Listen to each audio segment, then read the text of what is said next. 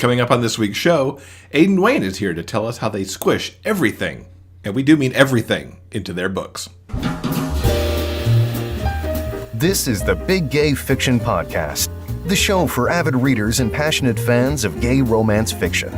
Each week, we bring you exclusive author interviews, book recommendations, and explore the latest in gay pop culture.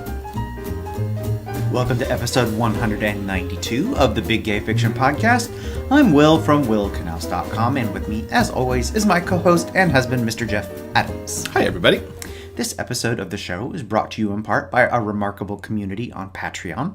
We'll have more information on how you can join them at the end of the show, along with a sneak peek of what we have coming up for you next week. Well, here we are, headed into week 2 of June 2019. And we wish you a continuous happy Pride. We're going to be doing that all month long. We're certainly busy. We're actually recording this episode a teensy bit early because Jeff is going to be partaking in some of our local Pride activities on Sunday. Yes, and there's a lot going on, at least in the state of California this week. I believe Los Angeles is celebrating Pride this week as the AIDS Life Cycle Ride comes back into LA this weekend. Yeah.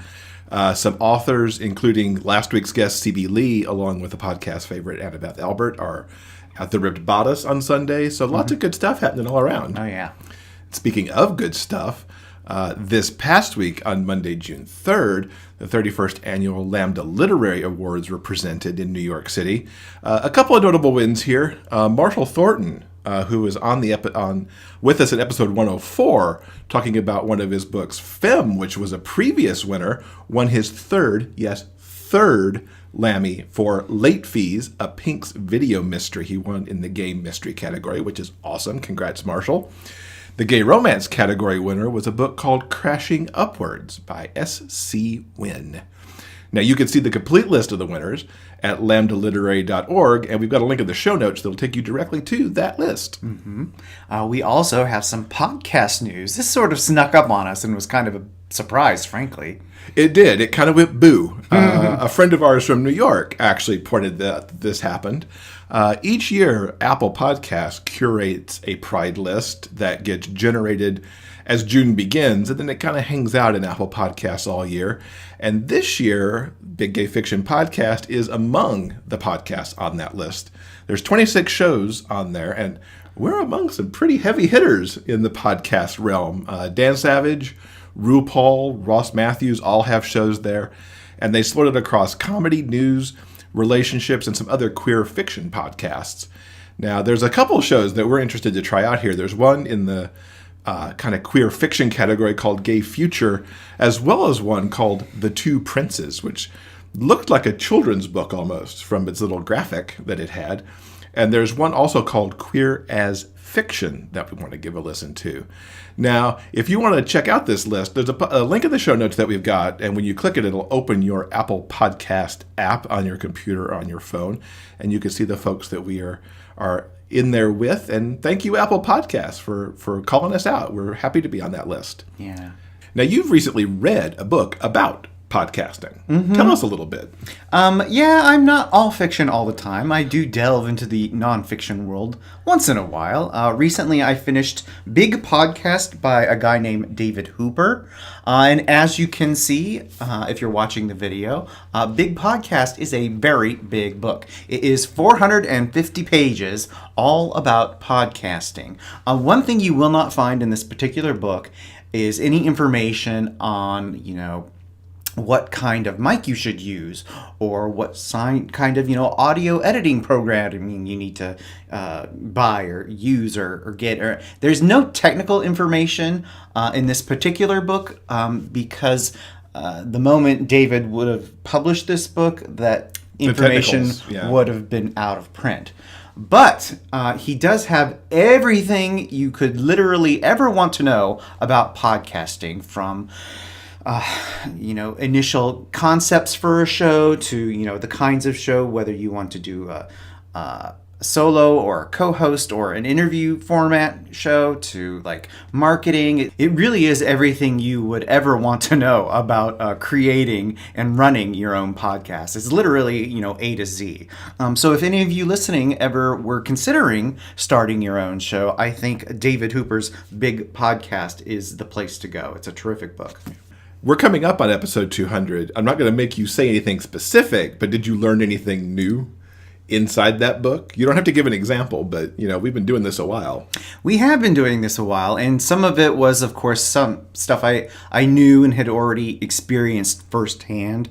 There was some stuff about marketing and making sure that you get the word out to potential listeners. I thought was really interesting and stuff we might try in the future. Cool. So more book stuff. I've been talking about Netminder for 3 or 4 weeks now as we've gone through the launch cycle. It was a particularly amazing week this week. There were pictures that surfaced from a friend in New York that the first book in the Codename Winger series, which is Tracker Hacker, is in the Pride window at Shakespeare and Company on the Upper West Side, right near Lincoln Center, which just kind of blew my mind that, Tracker Hacker ended up in the window in New York City for Pride. It just, you watched my head explode when that happened. Yeah. Thank you for the sound effect. Exactly. At the same time, we also, you found that it was on, Netminder itself was on the Amazon hot list for LGBTQ young adult new releases. I didn't even know that list existed myself, but you found it lurking around number 27. And, that's not number 1, but my God, it's on that list. And it was on that list with like C.B. Lee and Julian Winters and Rainbow Royal and so many authors that I just am like gaga for, that my book was just kind of hanging out in their company was pretty darn awesome. And this week, the Queer Sacramento Authors Group actually read at Time Tested Books. And while I've read my work at cons, I've read at GRL, I've read at Rainbow Con, I've read at Rainbow Book Fair, and I've read at the Lavender Library here in Sacramento, I've never read in a bookstore. And that meant something to me, to actually read in a bookstore, for people who come into bookstores to do readings. So it's been a pretty awesome week. Something I wanted to ask you. We've been covering the release of Netminder, the 4th and final book in the Codename Winger series. And we've been talking it off and on for quite a while now, but we haven't really discussed what is your feeling about closing out this series. You've been working on it off and on for over 2 years now. What does, releasing book 4 kind of mean to you? Have you had a chance to think about that? I did a little bit, because it has been interesting knowing that I'm not going back into this world anytime soon. Mm-hmm. And it was really, I wanted to close the series correctly. When I pitched the books, it was pitched as 4. And the story arc that I wanted to tell across this, essentially a year of Theo's life, from the first time he had to go into the field until what happens in Netminder, no spoilers here. And I always knew that was as far as I could see the story, if you will, kind of in my head. But I wasn't completely sure it was going to be the end. And the more I wrote in book 4, the more I was like, this is the end of this moment for him. And I wanted to make sure it was right. I think I mentioned on last week's show that, I was aware of how people felt about Game of Thrones in that last season and that last episode and those last, few episodes, and how unsatisfied we are occasionally about how things wrap up. And I wanted to make sure that it ended right, that it ended well, that this piece of his story and these character stories end well. But at the same time, I'm like, I kind of want to write some more. But to that end, and I don't know that we've alluded to this here, but I've talked a little bit about it on the Netminder tour, is that I have pitched the idea that the universe that I've created here, to move it into adult romantic suspense. As I've been reading so much the past year of Gregory Ash and Layla Rain and Alice Winters and Max Walker, I'm really into romantic suspense right now, and writing these books, I got really into writing the suspense element. There's no romance in the Winger books. Theo's got his boyfriend, and it's just life. Life goes on. So I didn't introduce the romance in that series, but to do that, I'm excited to do that, and the characters from the Winger books will come into that series as like mission support and whatnot. But I don't know if I've answered your question at all. Mm-hmm. But yeah, it's been really fun to close it out and hopefully close it out right. It's really the first official series that I've done, because the Hat Trick series back in the day was like an accidental series. It just kind of happened. Yeah. And it's interesting as I revisit those, looking at how I will reclose that series and continue it in a universe later. But that's a story for a whole other podcast somewhere. High school hockey player, computer whiz, covert agent. Theo Reese's life is split between being a normal teenager and a secret agent who goes by the codename Winger. After years of providing mission support from behind his keyboard, he's thrust into an unexpected world of adventure and danger. In Tracker Hacker, the first book in the Codename Winger series by Jeff Adams, it becomes personal for Theo as an enemy organization compromises Tactical Operational Support's agent tracker system. Among the missing agents, his father. Theo puts his life on the line to stop the hack and rescue his dad. Diverse Reader says, "Wow, talk about a wild ride from beginning to end. I could not stop reading." Discover the world of Codename Winger with Tracker Hacker. Available in ebook, paperback, and audiobook, as narrated by John Solo. So it was super exciting this past week, getting to celebrate a little Pride Month with Tales of the City, which has returned to Netflix. We've talked about this on and off, that we're really excited about it, and we have looked at the first 3 of 10 hour-long episodes, and I have to say I'm so happy to be back on Barbary Lane. Oh, yeah. It was just wonderful to see. I think in one of the very opening scenes, Ellen Page, who is playing Shauna, the sort of daughter of Brian and Marianne, is arriving back on Barbary Lane, getting ready for a birthday party to celebrate Anna Madrigal's 90th birthday. And it's just a delight. It gave me goosebumps seeing the stairs up to that house.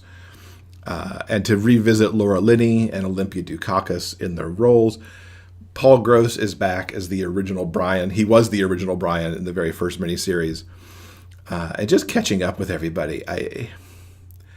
It felt like coming home in a way. Mm-hmm. 1993 was the original, so it's been 25-ish years since the first one. And it's hard to explain, because it was, I think for me, and I figured this out this week, this was really one of the first gay shows that I ever watched, because I wasn't out in 93 when this series first hit, although I was living in California and just about 2 years away from meeting you at that point. And it's magical to be back here, and I'm intrigued where it's going. The overall mystery seems to be that someone knows Anna Madrigal is apparently a fraud. Ooh. So the mystery of this series has already been set up, but I look forward to seeing where it goes. What was your feeling coming back to it?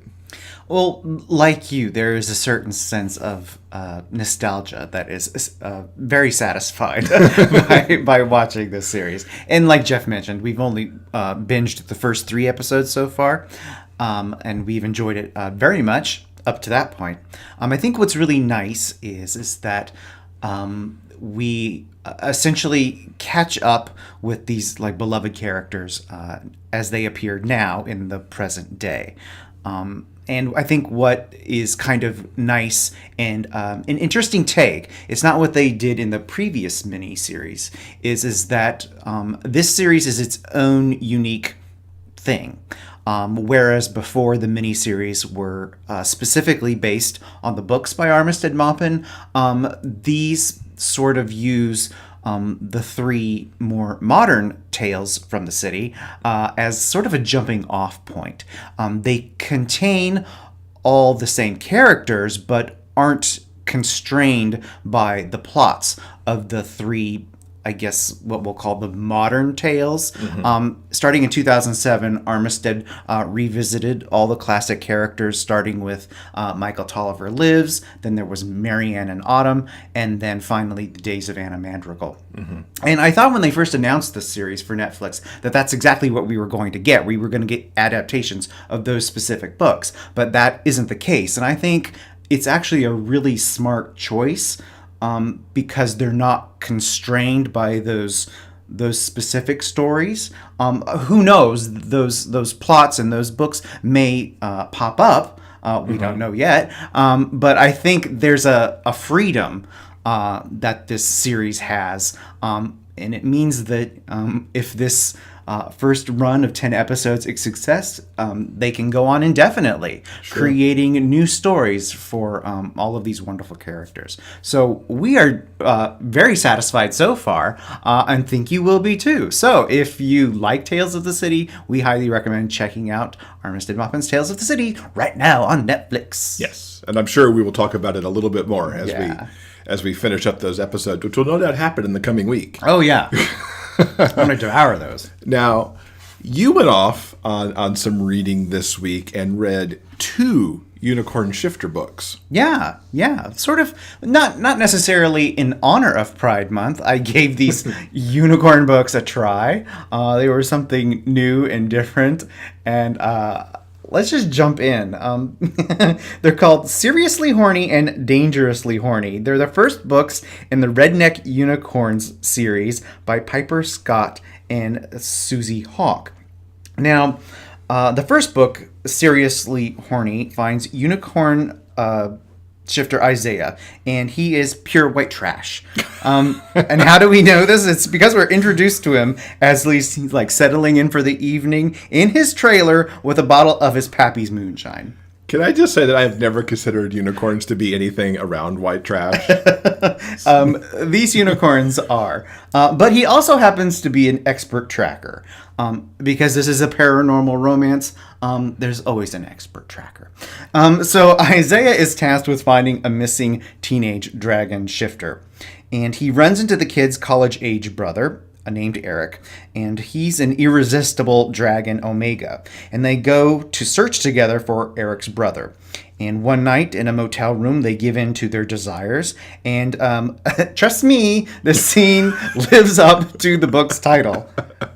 Now, Eric has the power of second sight, kind of like Faye Dunaway in The Eyes of Laura Mars. Okay. And so he sees where his brother lays injured. So Isaiah and Eric go find him and bring him back to the dragon compound where he can heal from his injuries. Eric is, of course, with child after his night with Isaiah, and months later we find our heroes happy and in love and beginning their new life with their new family. It was really, really sweet. In book 2, Dangerously Horny, unicorn shifter Bo Luke finally gets up the nerve to tell Mitch just how he feels, but a broken down dragon is he's not an ideal match for someone so young, and the rejection hits Bo Luke really hard, and he runs off straight into the clutches of a crazed woman who has uncovered the secret of the Unicorn Clan and desperately wants to touch Bo Luke's horn. Oh. And yes, that euphemism means exactly what you think it means. Mitch and some of his dragon shifter buddies are sent to go find Bo Luke. They rescue him and subdue his kidnapper. And because this is like a paranormal shifter impreg romance, Omega, Bo Luke, finds himself in an uncomfortable situation, and Alpha Mitch is the only one who can scratch his particular itch. So they fuck, and it's hot and amazing, and of course, like totally magical. Mitch's misgivings were like totally unfounded, and they are now fated mates. While waiting for their child to be born, Bo Luke's stalker escapes custody and attempts to kidnap her unicorn obsession once again.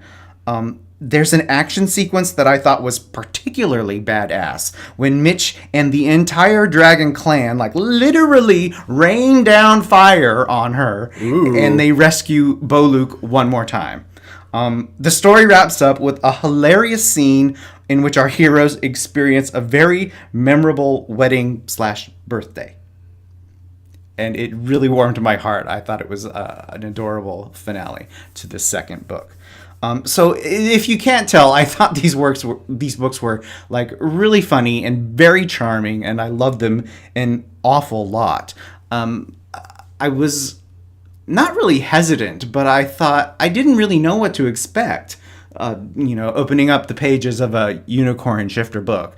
I mean, I've read, other shifters, like wolves, bear shifters are of course very popular, and I, sort of dabbled in some other alternative shifters.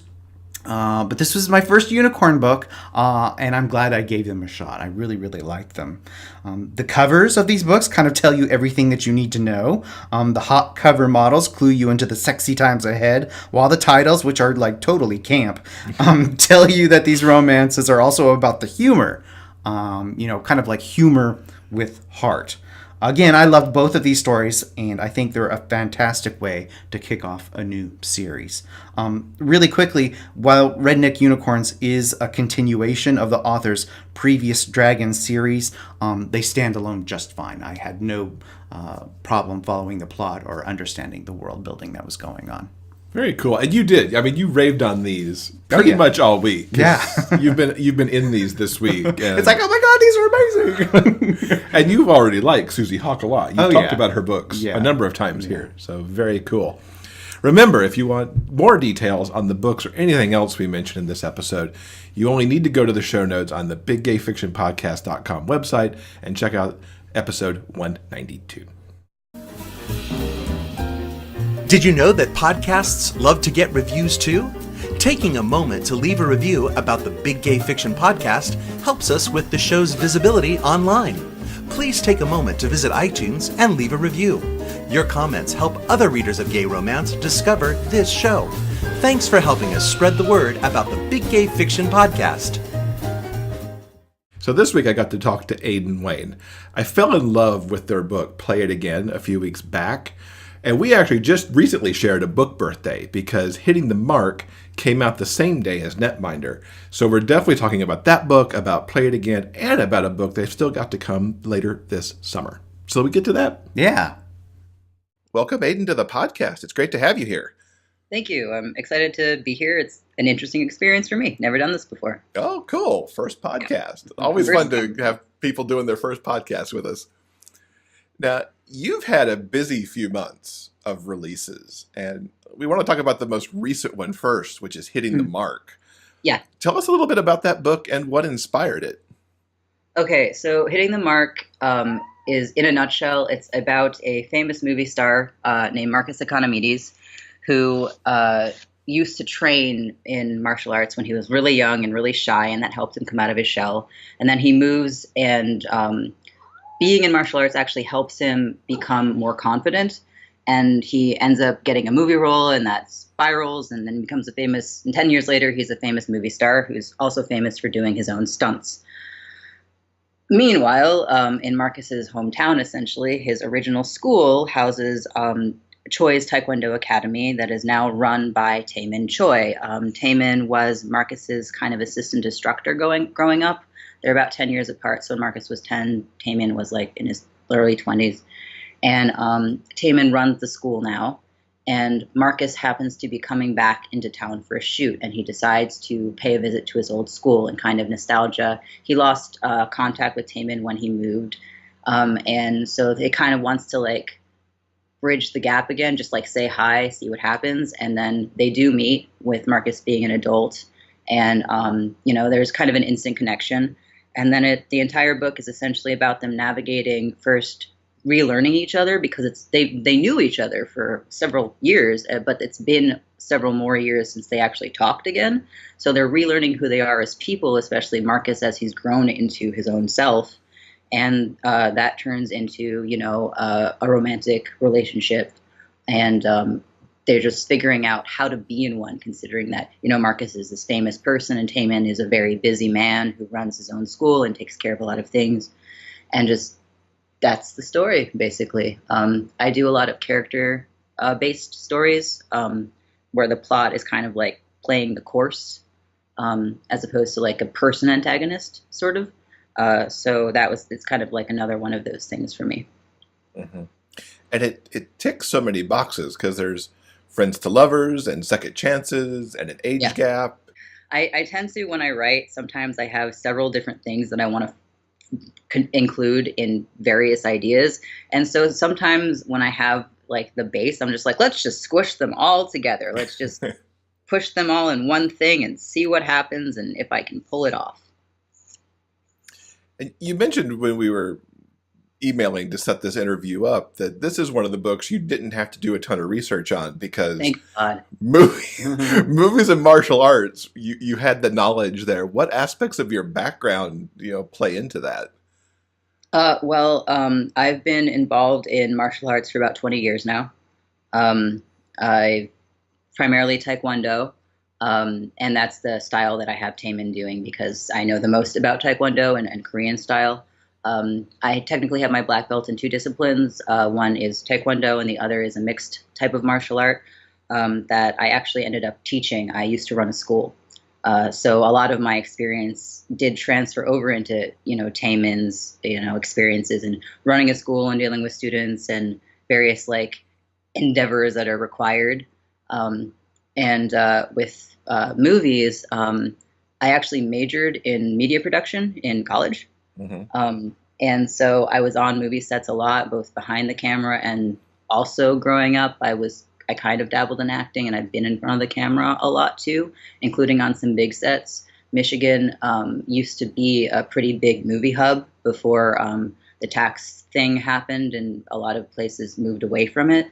And I was actually on a few different like SAG films. So I got to kind of be both in front of the camera and behind the camera. So learning about like all that aspect it was fun to basically shove as much knowledge as I could, especially the martial arts, into one book because I have such a love for martial arts that it was like, let's include inside jokes and inside knowledge. And I've never had to spell this Korean word in English before, so I have to probably look that up.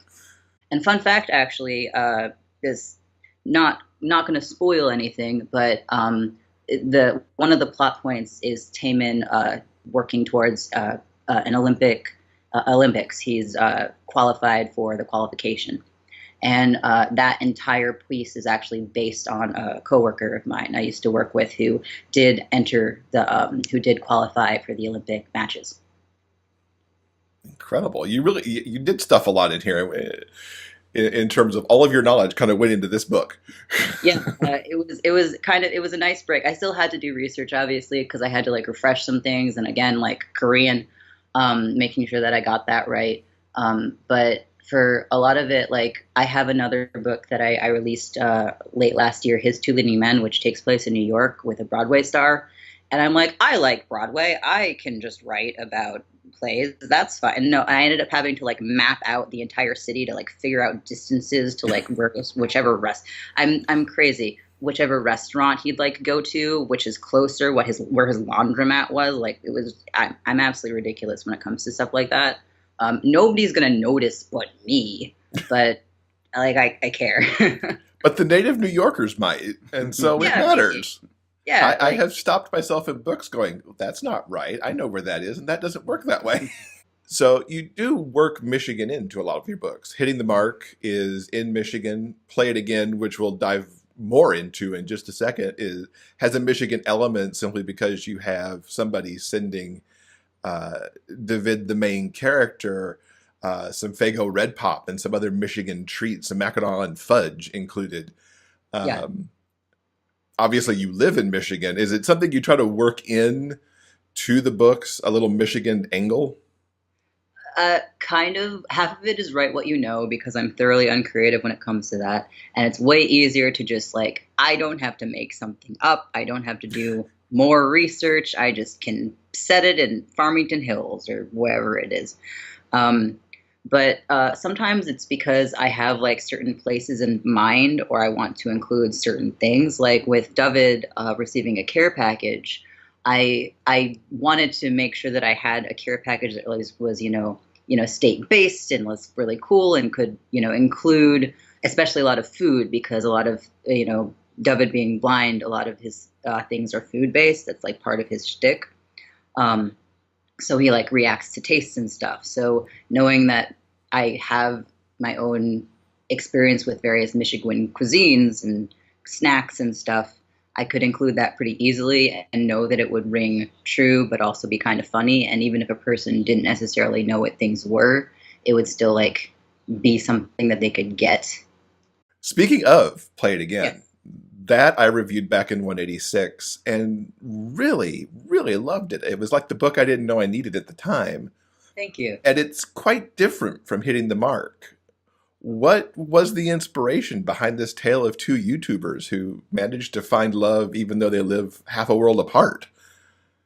Well, going back to my I have various ideas but squish them all together into one sometimes, I really, really wanted to showcase a blind character. A lot of the characters that I do showcase are disabled in some way or have, different aspects of their life that aren't typical, part of normative parts of society, et cetera, et cetera. And I apologize if my verbiage isn't the best. And I really wanted to showcase a blind character, but obviously I didn't want to fetishize it. I wanted him to be successful and happy and not be just blind as his character, if that makes sense. Mm-hmm. And I thought YouTube would be a fun angle for that. And on the other side, I really wanted to focus on like a Let's Player, because I thought that it would be fun to try to like figure out how to write that, because it's so much narration and video audio based.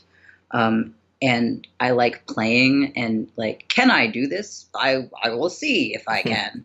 So making it a long distance relationship was also kind of something that sort of happened, because long distance relationships, specifically internet based ones, are very important to me, because I have several relationships that started being internet only. And I consider a lot of these people some of my closest friends, and I've met many of them in person now.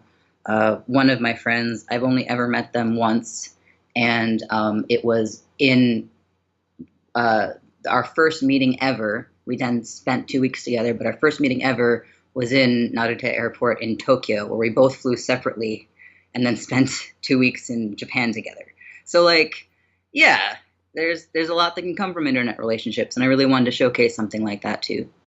And I imagine here that the research was more than hitting the mark, because you needed to make sure that David was portrayed in the way that you wanted to, where, he wasn't necessarily defined by the blindness. Oh yeah, I do extensive research whenever I write, especially disabled characters, because there's so much misinformation out there, and it's so easy to fall into the trap of what media has portrayed a person to be like or to do, as opposed to actually reading experiences and watching experiences about, real people.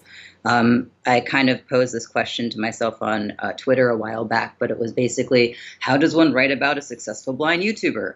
Watch a lot of successful blind YouTubers, basically. So I watched a lot of the Tommy Edison Experience is a man who is blind, and he has a lot of Q&As on YouTube.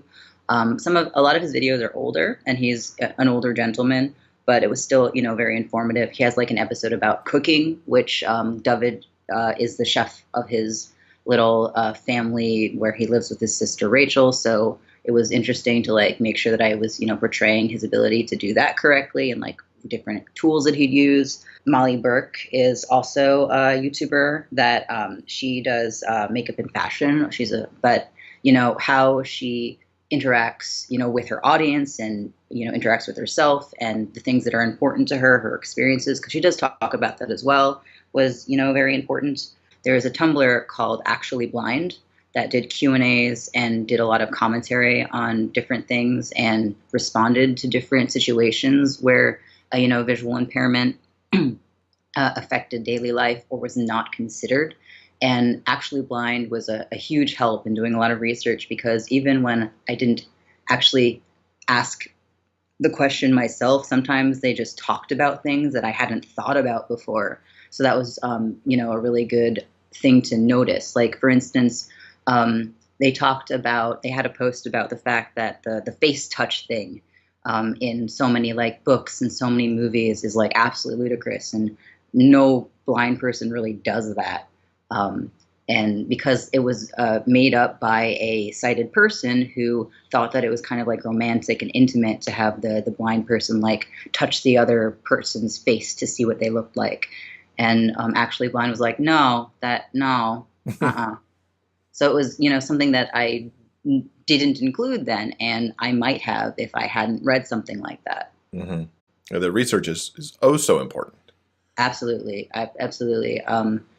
And I do, a lot of sensitivity readers too. I have a short story that is going to be coming out probably in October, because I'm spacing it out a little bit, where one of the main characters is in a wheelchair. So luckily I'm like, hey, sibling, I'm going to ask you some wheelchair questions and know about how my experience is in, living with somebody who has, uses a mobility aid and all that. So proper portrayal is really important to me.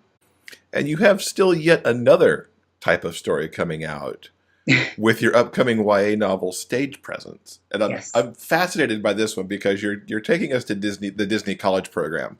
Yes.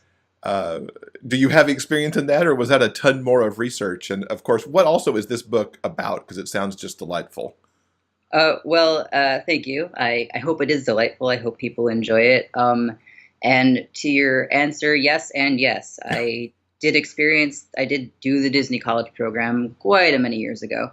But I also did do a lot of research for the story, in part because, Disney updates and changes things. So some of the things I had to look up was the current menus of stuff, because, again, it's like a tiny little detail that only I will notice, but I cared about.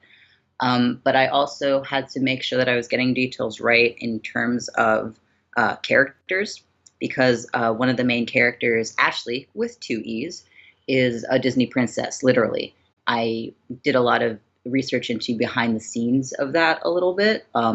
I watched a lot of like ex-princess interviews and, posts about the experience of being a character performer.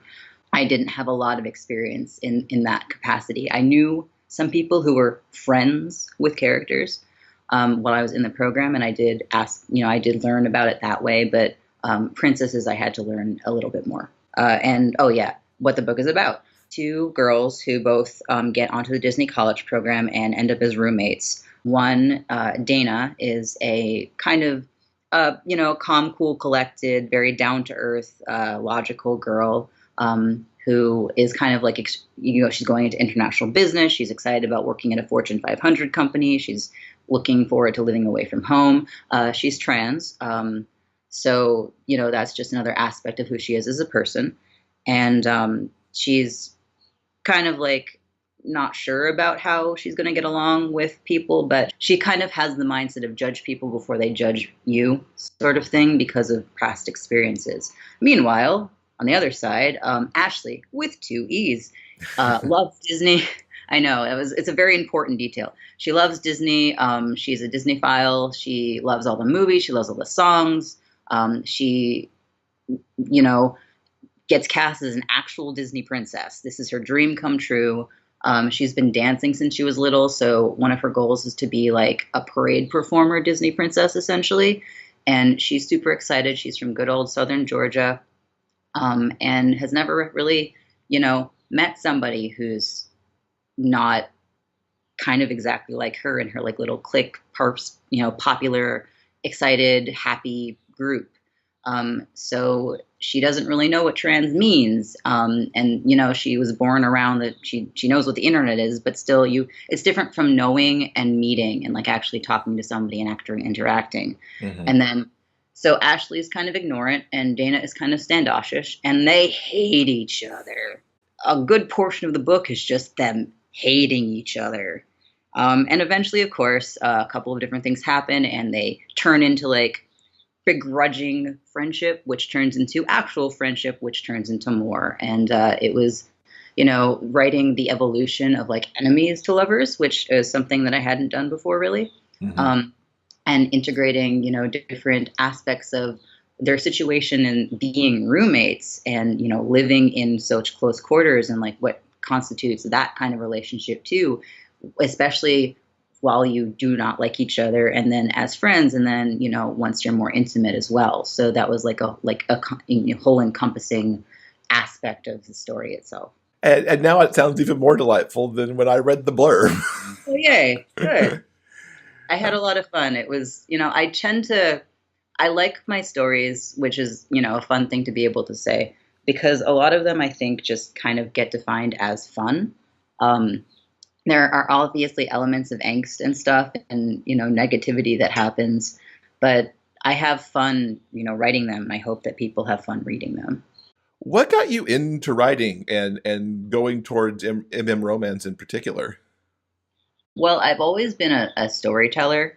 My dad also, when we were kids, he would like make up bedtime stories. We got read to a lot too, but he would make them up.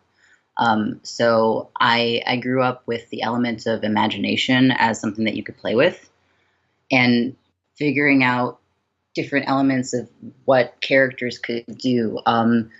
Really, being totally honest, fan fiction. I was really, really interested in ElfQuest as a kid. It is a fantasy novel by Wendy and Richard Pinney.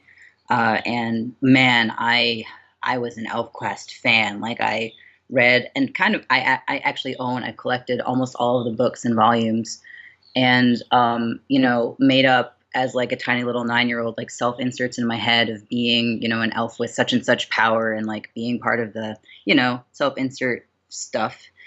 And as I got into more media growing up, I really enjoyed reading and writing fan fiction because it was a way to interact with something that I enjoyed so much past where the media itself went.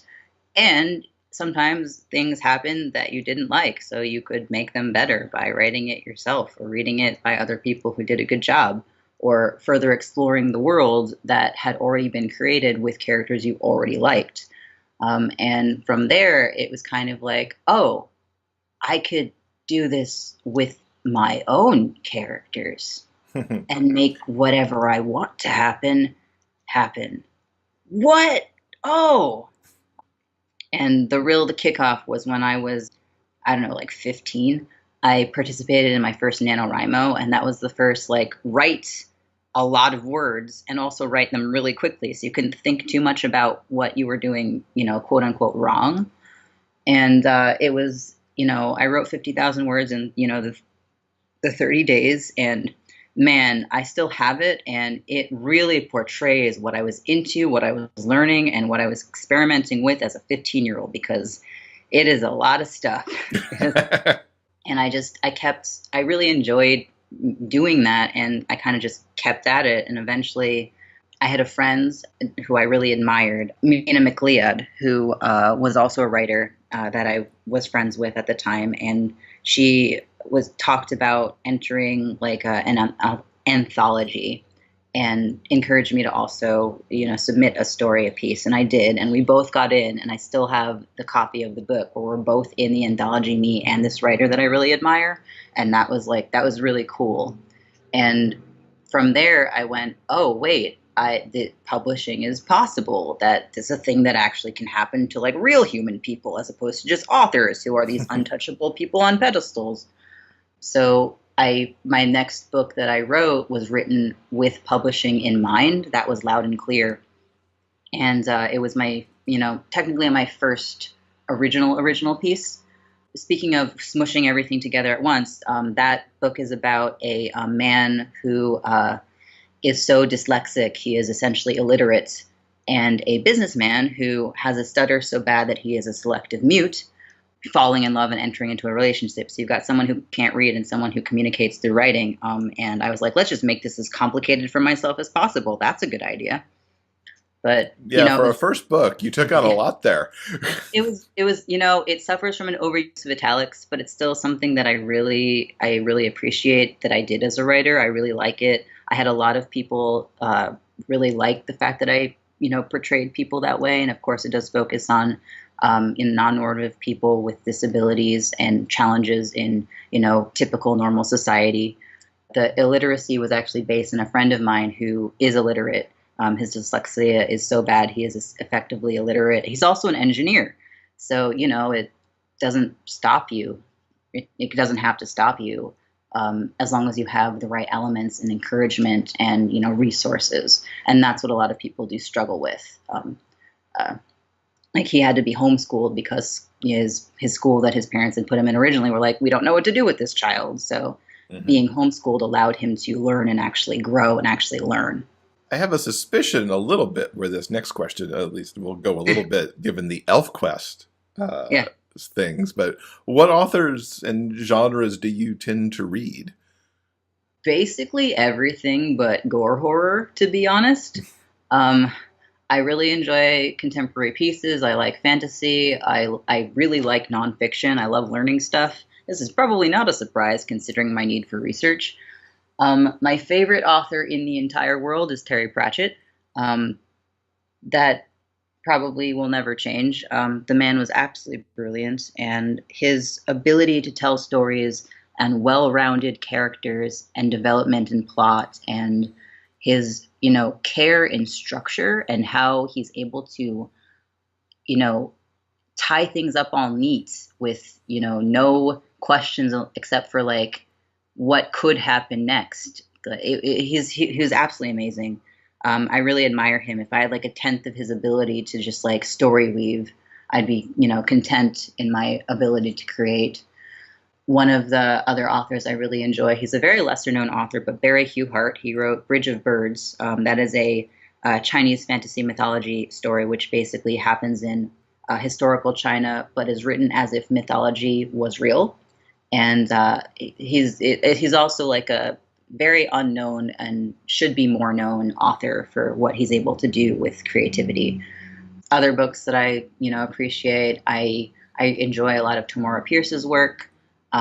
Especially the Kelladry series, because I really enjoyed her portrayal of like a woman, a girl growing up and wanting to be a knight and fighting and dealing with a lot of the prejudices that come from, girls trying to do anything that boys like to do.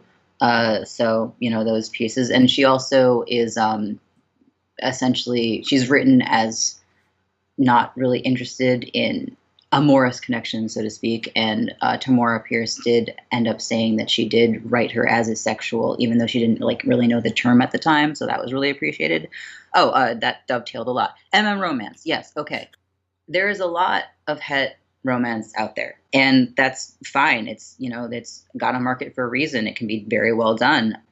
Me personally, it's done by other people well, and I gravitated more towards queer characters. romance, it was easier for me to write because it was easier for me not necessarily to identify with the characters, but write about them in ways I wanted to, with gentler portrayals and, different effects. I wouldn't say that I particularly write like alpha men males sort of thing, because it's not really something that appeals to me personally as an author or as a person. I like people who are settled into themselves and know who they are and may be confident, may be inconfident, for instance, and Play It Again. David is this very confident individual who, knows who he is and is really happy with himself. And Sam is much shyer and is racked with anxiety all the time, but they're both human.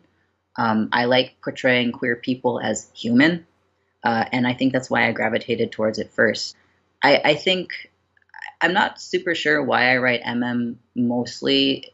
It's just because it is a little bit easier for me to, I guess it does come back to identification. I have one published female centric romance, which I do really like. It's called Making Love, which I think is one of my favorite titles ever. It's about a succubus and a cupid falling in love. Whoops, called Making Love. I was very proud of that.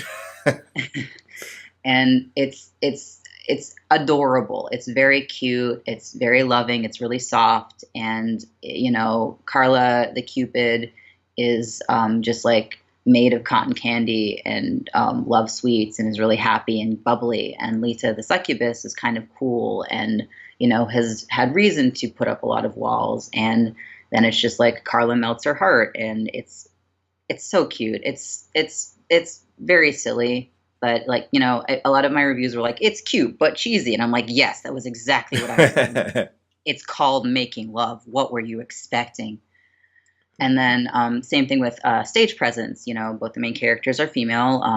Dana is trans. I really enjoy portraying, again, like different aspects and different facets of queer people being human. They make coffee and they are grumpy and they might have disabilities or other challenges in life. And they also like stuff and are bad at things and aren't just like one cutout of a representation that, you know, people have one idea about.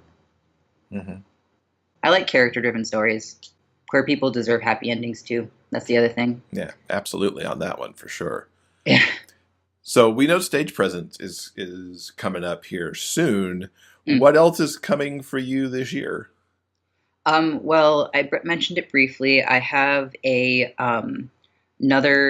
short story that I had been kind of working on off and on.